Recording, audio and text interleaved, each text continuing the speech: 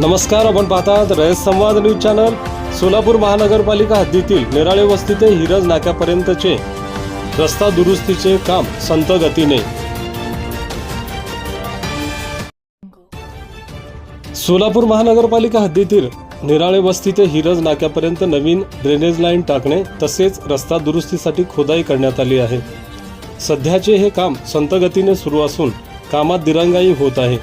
त्यामुळे येथील नागरिकांना ये जा करण्यासाठी तसेच धुळीचा त्रास सहन करावा लागत आहे।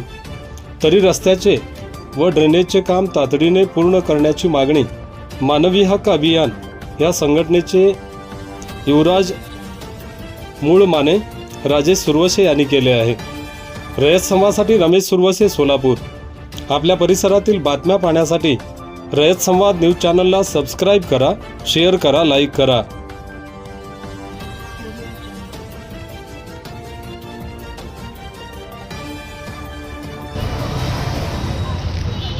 सोलापुरातील निराळे वस्ती रोडवर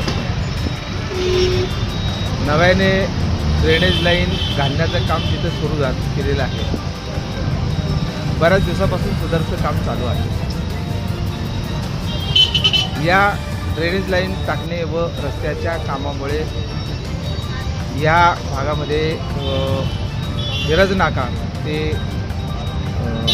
रसिक हॉलपर्यंतच्या रोडची जी खोदाई केलेली आहे ती खोलगट आहे।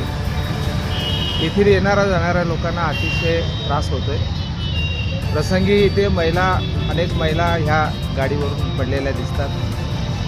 महिलांचा अपघात होतो आहे। सदरचे ठिकाणी लाईटची देखील व्यवस्था नसल्याने रात्रीच्या वेळेला अतिशय खूप त्रास होतो। महापालिकेने हे जे काम घेतले, ज्या ठेकेदाराने हे काम घेतले ते काम लवकरात लवकर पूर्ण करावं आणि लोकांची गैरसोय टाळावी, होणाऱ्या अपघाताला थांबवावं अशी सोलापूर जिल्हा मानवी हक्क अभियानाच्या वतीने मी विनंतीपूर्वक निवेदन करीत आहे। सदरचा रस्ता करण्यास ठेकेदाराकडून टाळाटाळ होत असल्याचे दिसते व नजरेस येत आहे।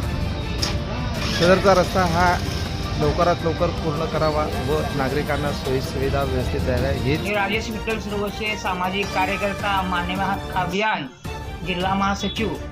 अनेक दिवसापासून हा रोड खणून ठेवलेला आहे। दगड उडून म्हाताऱ्या माणसाला व अनेक माणसाला लागत आहे।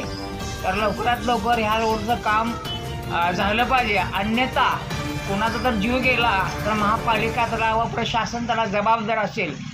आणि लवकरात लवकर रोड जर नाही केला तर मानवी हक्क अभियानच्या वतीनं जल आंदोलन करून त्याचा सर्व काय नुकसान होईल ती महानगरपालिका त्याला जबाबदार राहील। आम्हाला चालणं मुश्किल झाले, वृद्ध माणसांना चालणं मुश्किल झाले। वास्तविक पाहता एका बाजून रस्ता तयार करून नंतर दुसऱ्या बाजून रस्ता तयार केला पाहिजे, पण वास्तविक पाहता तसं न करता रस्ता खणून ठेवला आहे आणि जनतेचे